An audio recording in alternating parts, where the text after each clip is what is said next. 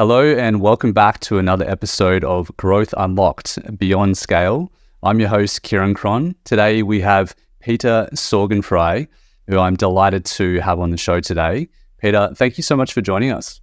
Thanks for having me, Kieran. Really looking forward to our conversation today. I might kick it off for the listeners just with a bit of background. Obviously, you've had quite the journey to get to where you are today, and I found that really fascinating. Do you mind describing in your words that journey that you've gone through that's led you to where you are today, from being a CEO at a number of successful businesses to coaching and mentoring other CEOs and founders as well? Sure. So almost 20 years ago now, I started my first company. I was living in the United States at the time. And that kind of rolled into a total of 6 companies, either as founder, co-founder, or CEO.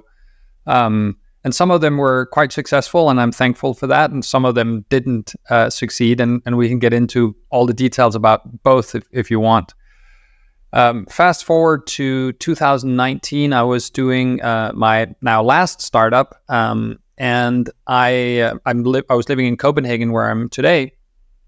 And in the morning, I couldn't get out of bed one day. I essentially was incapacitated.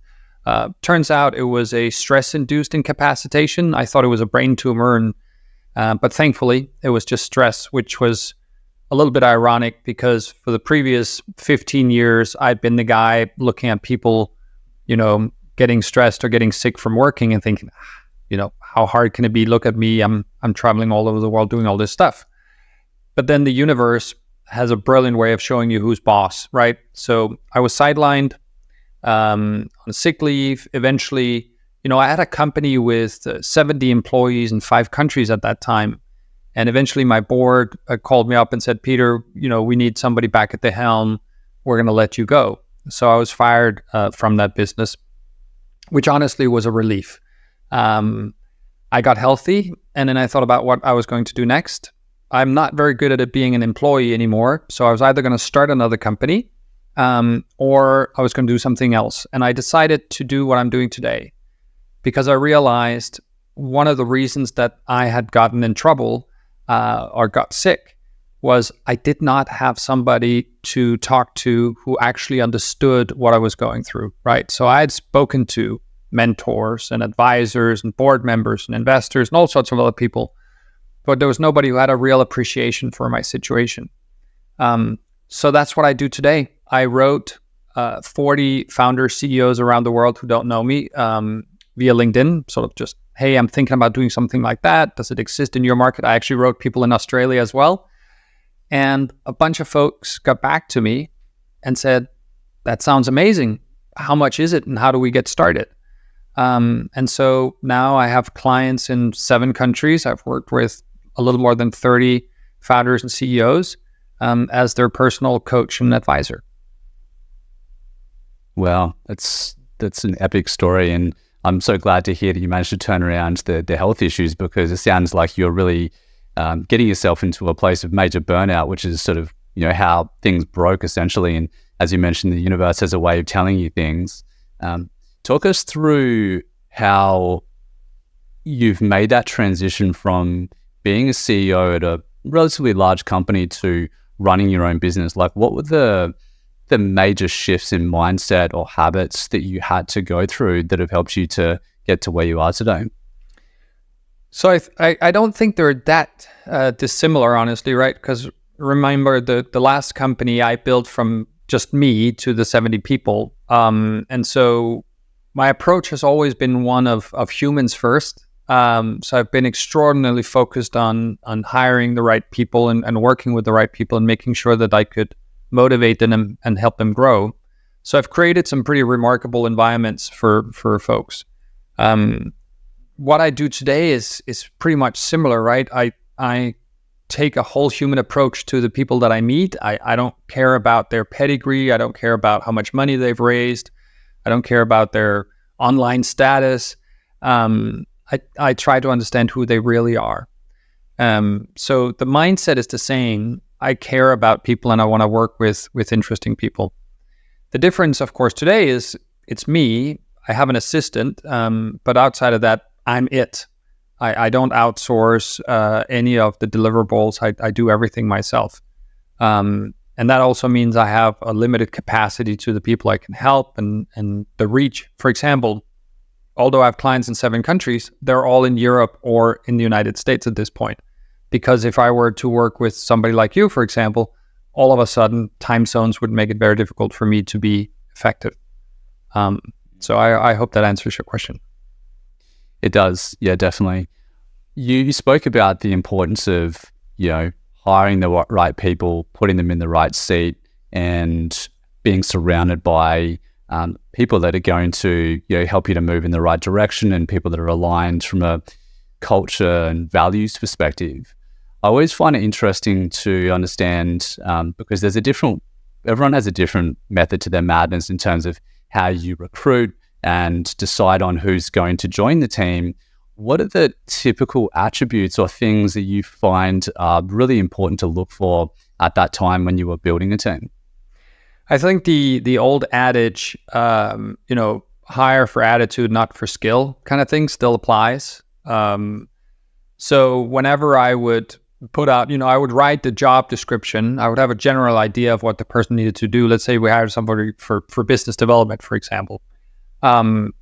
But then as I would start receiving resumes, or I would typically actually ask people to record a video of themselves and tell me, about themselves and tell me why we should consider hiring them as one of the early steps, which surprises some people because they are just used to sending CVs along, right? And I actually asked them to do a little bit of homework. And already there, you're kind of sorting out the people who want it versus the people who maybe want it. And so once I saw those videos, or once I started meeting the people, I would get a sense of what they'd kind of gone through. Back to what I spoke about earlier, I actually cared less about whether they were ex-McKinsey consultants or whether they had worked at Google, even though I know that's a popular thing to list on your LinkedIn profile. I cared about who they were as humans. So I wanted to understand their family situation. I wanted to understand, how their best friends would characterize them. I tried to get them in unusual situations. So instead of just having them with me in an interview room or conference room of some sort or on the video, I would actually meet them somewhere else. Not, necessarily a cafe, but go for a walk somewhere. I would call them at unusual times. So for example, if I called them at 3:00 on a Sunday afternoon, right, would they pick up? Would they be flustered? Would they be super nervous because I called? How were they as somebody to engage with? The reason that I did that was all the companies I've done have worked with new technology in a new area, developing a new product and service, typically also in an area that's not really regulated yet, right? So regulators have to figure out how to do it. So everything is new. And so I knew the people we needed to bring along would have to be able to adjust to that unusual situation. So as an example, some of my most successful hires have come from the military, have come from working in the Justice Department, have come from developing medical devices. It's totally random things, but they all had this characteristic of, I'm going to figure out how to solve this problem attitude, and then do it again and again and again. And that's the primary thing that I was looking for. It's a really interesting philosophy around an approach to hiring people, which is quite different to a lot of the other companies that I've worked for, and even as an employee going through their recruitment process as well. So I think there's plenty of learnings there, and to underscore, the point that I guess I'm taking away from there, it's really about who are they as an individual, as a human, these characteristics that probably are not necessarily going to really change. What is their makeup, sort of their DNA, and how are they going to respond to these environments where, they might get thrown into some situations they've never really experienced before. How do they handle stress? How do they solve problems? How resilient are they? Like, all those kind of things are really those things that make up who we are as a human. And then it sounds like you are hiring more so for their potential and their ability to grow into the role. Absolutely. And I think I was sometimes criticized for spending an inordinate amount of time on hiring by board members and colleagues who were frustrated that I wanted to spend more time before we gave somebody an offer. But it is unequivocally the most important role of a founder or CEO is to hire the right people. And what often happens is in the beginning, people hire somebody that they already know who has done some job somewhere else. And they think, oh, I can just, I'll bring along Bob because I like him and he was good in this role. That's a mistake. Or they start hiring pretty quickly because they're stressed out of their mind and marketing is throwing up their arms and saying, we need more people. We cannot, and they're like, okay, let's just hire this person because they are available. That's also a mistake. So, if you ask people who I've hired north of 250 people in my career, and if you ask most of those, if not all of them, thankfully, they had a great experience working with me. But the first couple of months were incredibly frustrating for them because I was the guy who said, no, this is not good enough. Let's find a better way to do it. And I kept pushing them. And to your point, and that's why I bring it up, folks also will tell you that they grew more with me than anywhere else because, and we can get into it if you want to, I have these 3 things that I give people when they start working with me. And by doing that, they have a hard time in the beginning, then they have tremendous growth, and then they just keep accelerating and learning during the time that we work together. I would absolutely love to hear what those 3 things are, if you wouldn't mind sharing them. Yeah, it's actually quite simple. So when somebody would join, we would give them 3 things to do, 3 tasks, 3 objectives. The first one would be something that they could do in their sleep. So something that they'd done in their previous job, something we knew that was like smooth sailing for them. They could just sort of a comfort task, right? The second thing we would do is something that they had not done before in their task, but that we needed to get done in the company. And, we weren't too concerned if it was a home run. It was okay if it was going to be like done decently, but it was something that was completely new to them. And then the third one, and this is the kicker, we would also give them something that was absolutely critical to our company's success that they had never done before and that none of the rest of us actually knew how to do. So by doing those 3 things, they would have some stuff that they could kind of lean back on, right? The comfort stuff. They would have some stuff where they could get some self-confidence and some traction, and there could be some support from others. And they would have a thing that they themselves would be the only person in the company's responsible for the success. And once they succeeded with that, and they would, because of course we would figure it out together eventually, if needed, they would be a star on the team, right? Because Kieran figured out how to do this thing and he kind of owns that thing. And giving people that ownership of an early success in the first couple of months caused them to then the next time I would say, now we're going to fly to Mars, they'd be like, okay, we're going to figure it out. And I think a lot of companies miss that opportunity in their hiring and their onboarding. They typically give people, you hire an accountant to be an accountant, and Bob can be an accountant, but 6 months in, he's like, why am I an accountant here? Might as well be an accountant somewhere else. I don't really make a massive difference. What we did caused people to really want to stick around and create a tremendous culture as well. Such a smart approach to give someone a challenge that they may not necessarily think that they're ready for now. And when they overcome that, it builds so much confidence in their mind to know that they're able to achieve these things. And then I guess the flip side to that is the fact that, in a way you're helping the company that you're at solve some problems that you're trying to solve. So it's definitely a win-win on both sides. I mean, we all know it as kids, right? Or maybe even as adults. If we succeed with something that seems impossible, right? We feel pretty darn good about ourselves. And when somebody around us acknowledges and notices it, we feel part of a tribe. We feel part of a group. You could argue that what if people can't succeed with this third task? What if they actually fail? Well, of course, we have to be there to back them up and saying, it's okay, Kieran, you didn't succeed with this thing.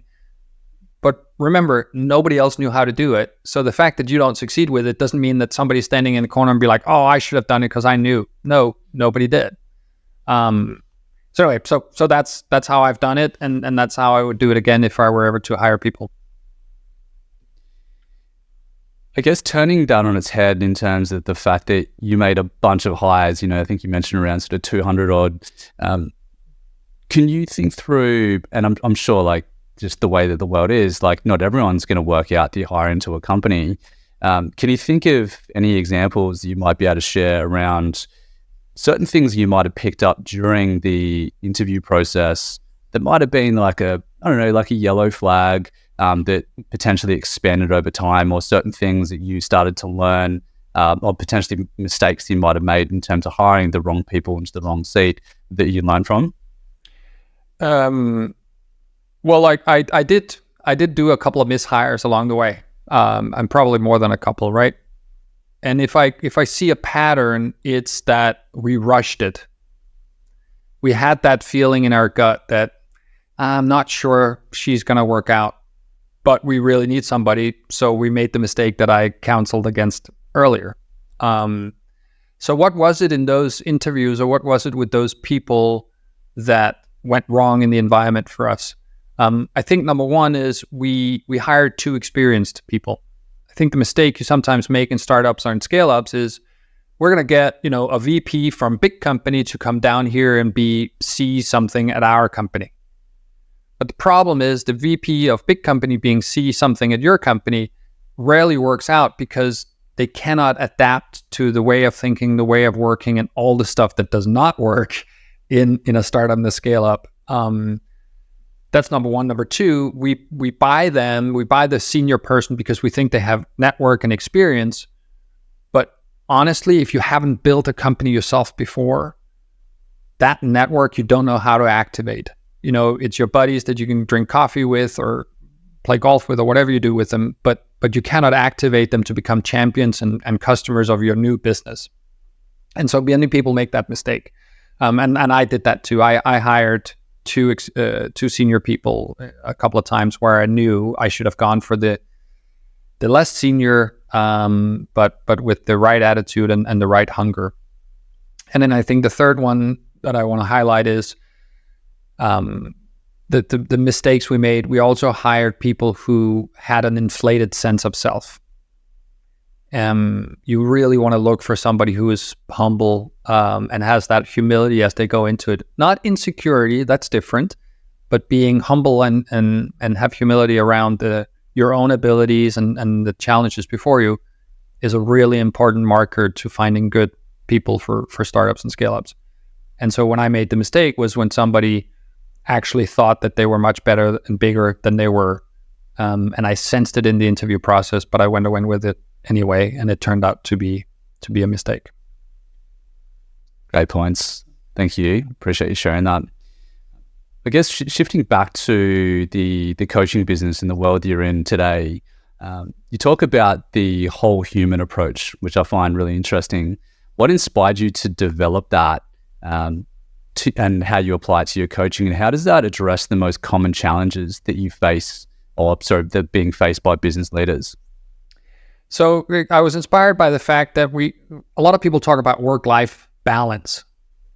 I don't believe in work-life balance. I believe in work-life integration, right? If you think on your day-to-day, I'm doing this with you now, that's work.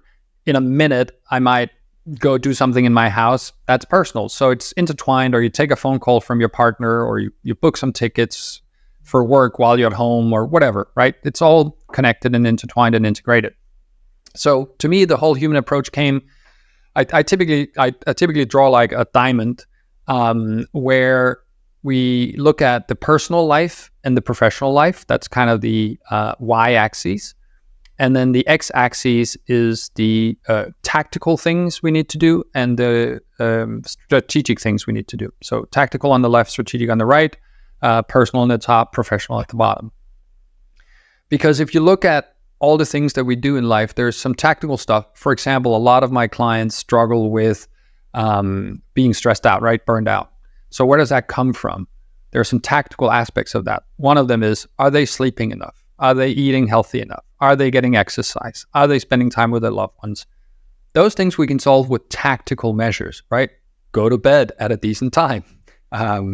make sure you schedule a date night every week with your partner, those kind of things. And then on the strategic side, it's more like, okay, what kind of human do I want to be? What kind of person do I want to go out into the world of? Well, I want to be the calm, collected, measured CEO that doesn't fly off the handle when something happens. All right, what's our strategy to get there? Then we get back to tactics. We're going to change these things. So I just thought about it that way. I thought about saying, if I need to help Kieran become a better CEO or survive if he's challenged at present, I need to work with him both on his personal life and his professional life. And I need to help him with some tactics, and I need to work on his strategy with him as well. So that's where it came about. And that's what I do today. You know, as I said, most of my clients are people who are in a situation where they're making not the best decisions for themselves or for their companies when they come to me. And then I typically help them by first writing the personal ship, if you will, right? We need to be good with ourselves. We need to be good with our personal life. And then we focus on the business life. And within 3 months, typically we get things turned around. Yeah, it's so true when you talk about that integration, because, I mean, we're just humans at the end of the day, right? Like, what happens to us outside of work, we're naturally going to bring into the 9 to 5 and how we, speak to our customers and how we have conversations with our employees. That makes complete sense. I'm interested, I guess, look, from your experience, what are the key elements that business leaders overlook when they're maybe trying to scale or grow their operations? Oh, that's a long list, my friend. So what do they overlook? I think they overlook that the complexities in the business, they grow exponentially, right? So there's these famous drawings of nodes of decisions and stuff. So if you're 2 people, it's pretty easy. If you're 8 people, there are so many different connections and pathways for dialogue and conflict and challenges and missed opportunities. I think most people underestimate the complexity of scaling a business in terms of communications and operations. The second thing I think they underestimate is the time required for fundamentals. So the people side that we talked about earlier, I think people, founders and CEOs that scale companies, underestimate the time commitment they need to have or they should have to their people and their people development. And that's where the chain often falls off after a while. They become distanced to their team, and the same sense of vision and mission is not there, and the team starts becoming disgruntled, and then things don't work. And then what's the third thing? I think the third thing is essentially scaling the sales side of your business fast enough. A lot of times companies, they overspend on marketing to try and buy customers, and they think they can scale that way, but they haven't actually built the product or the service that allows them to scale. And so they keep pouring more money in sales-related activities instead of being focused on the product or service that will actually allow them to get there. That's the third thing I would highlight. It's an interesting one, particularly that third point, and something that I've come across with a lot of businesses around, they sometimes get distracted by metrics and things that are probably leading them down the wrong path in terms of being obsessed with, how many MQLs or how many leads came through this month. And, that's all well and good. But to your point before, unless you're really focusing on doubling down on your offering and making sure that those customers are seeing value as quickly as possible, unfortunately, those customers are probably likely to leave you at some point in time. And so, a lot of business owners do overlook the importance of R&D. How much are you investing back into your product or your service to make sure that that's, world-class and is better than your competitors. So people are happy, they're getting results, and then they're much more likely to refer you to their friends and their family. And that flywheel of referrals is really important. And that can also help to lessen the need to invest in marketing when the best source of lead is always a referral from an existing customer, right? Mm-hmm. And building up that brand and that good sentiment, that will, and that market is what's ultimately going to help you to sustain that business for much longer. Right. Yeah. And I would actually add a point, which is people build stuff before they know whether or not they can sell it. Right. So we add functionalities and features. Certainly, if we have a product of some sort, even if it's a SaaS or whatever it is, we're adding all these bells and whistles. But actually, we don't know whether or not that bell or that whistle is going to materially change the uptake with the consumer. But we're creating complexities backwards in our organization and things that can break and customer support tickets and all sorts of other things. So, I would argue that if you can be super, super focused and sell that to a bunch of people and make sure the whole process works, and then you go to the next step of developing, an additional product, service, feature, whatever it is. Part of the reason companies do this, of course, certainly if they're venture funded, is there's this insatiable appetite for growth, which, venture capital is good for many companies, but there's also a lot of companies for whom it's not good to take any outside money, but just kind of focus on what you're doing and double down on it. But that's a whole nother discussion. Yeah, we could really go deep down that rabbit hole around, growth at all costs and the perils of taking money from VCs. But I think we could probably record a whole nother episode on that. Right. I'd like to go back to the that question I had before, but maybe asking it in a different way to think about the inverse of that. So we spoke a bit about some of the challenges that business leaders face when they're scaling a company. What would you say are the common threads that you've seen in the leaders that are driving the most successful businesses? Are there any threads there that kind of come to mind that that really kind of strike you as like, these are the kind of things that I'm seeing over and over in these top leaders that are leading high-performing companies? Yep, there's definitely a pattern. There's a ruthless prioritization of their time. They are really good at saying no to stuff that they should not spend time on, whether it be participation in meetings, whether it be what ends up on their to-do list, whether it be external sort of events. They're ruthless with how they spend their time. Super focused on only spending it on stuff that is directly related to creating a great company for the people that work there and creating the best product or service for their customers. So that's number one by far. How do they get there? I think they get there by having a sort of a balanced, a natural approach to saying there's work and then there's personal life. Right? So they're really good at also preserving their personal time, whether it be their early mornings on their own, whether it be, diligently not working on the weekends. Some of the best leaders I see, actually, they don't work in the evening, they don't work on the weekends, because they know that time, that restitution time with their family or their friends or by themselves, is what makes them perform better than everybody else when they get to the office in the morning and stay there for the day. It's kind of like working out, right? A lot of people go to the gym or do some kind of exercise. And I think we all know that restitution and the rest that we give our muscles is actually one of the reasons we can be stronger over time. It's the same thing with work. It's the same thing with the brain. So the best CEOs that I work with are really good at switching off and being off as well. Yeah, it's something I could imagine would be extremely difficult for a founder or a CEO of a relatively new business, like a startup that's got less than, say, 20 employees. They're juggling so many different balls, and so they might be thinking, yeah, that sounds great, but I've kind of got to work like 60, 70, 80 hours a week just to get everything done. Any advice you might give to those types of founders?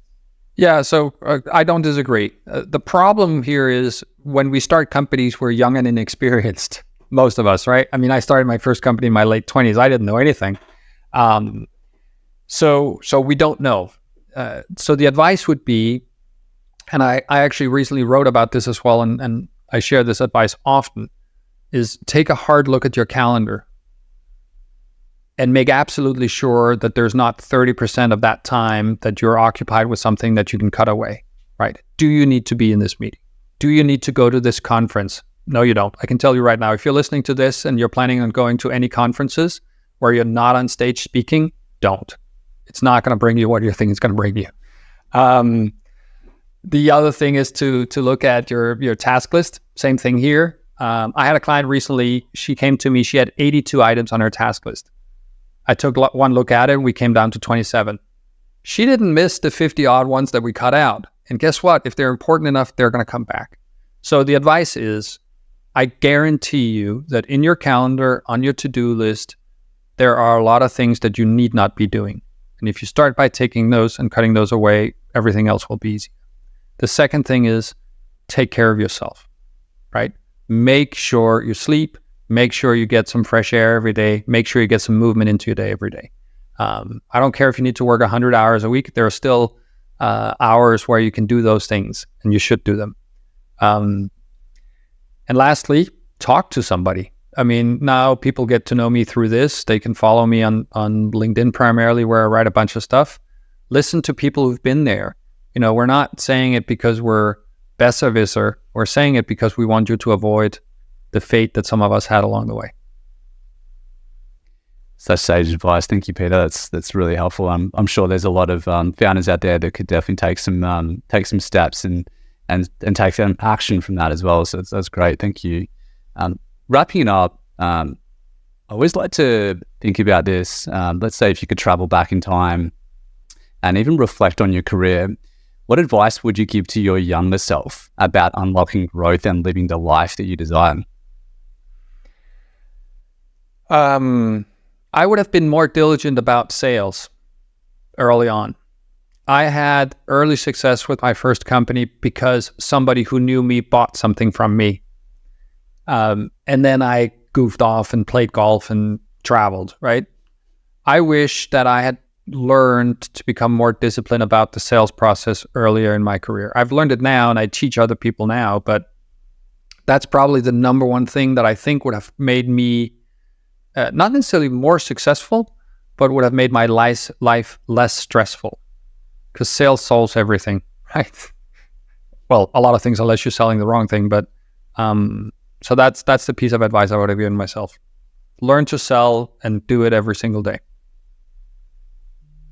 Simple but very effective, and I think it's very true, because a lot of founders have probably never sold before, right? They come from the corporate world.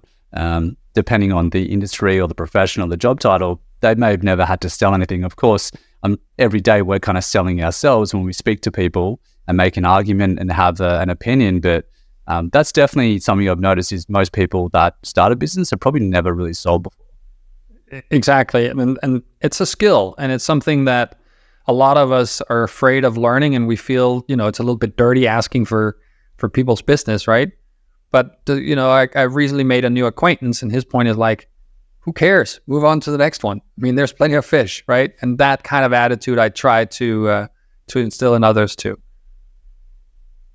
It's a big open blue ocean, and I think, the way to think about it is, there's plenty of fish. There's plenty more people that you can help, right? And so if this person's not interested, then there's going to be plenty more out there.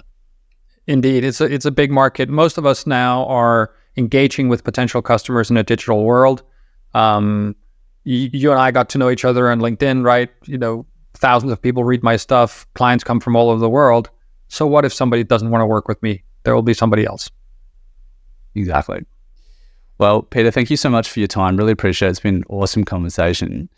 If people want to follow you along your journey or connect, where can they find you? So primarily on LinkedIn, Peter Sorgenfrei. It's a pretty unique name, so I'm easy to find there. And then petersorgenfrei.com is my website. I think I'm on all the social platforms, actually. If you Google my name, unfortunately, you'll find me somewhere. And if I can be helpful, I'd be happy to hear from people. Amazing. Thanks again. Really appreciate it. Thank you. Cheers. Thanks for listening to this episode of Growth Unlocked Beyond Scale. If you enjoyed the show, it would really be appreciated if you can leave a 5-star review wherever you consume your podcasts. And while you're there, why not subscribe to the channel so you don't miss any future episodes? If you'd like to learn about how to drive profitable scale in your business, gain clarity on your direction, and improve your business valuation, click the link in the show notes to connect with Kieran.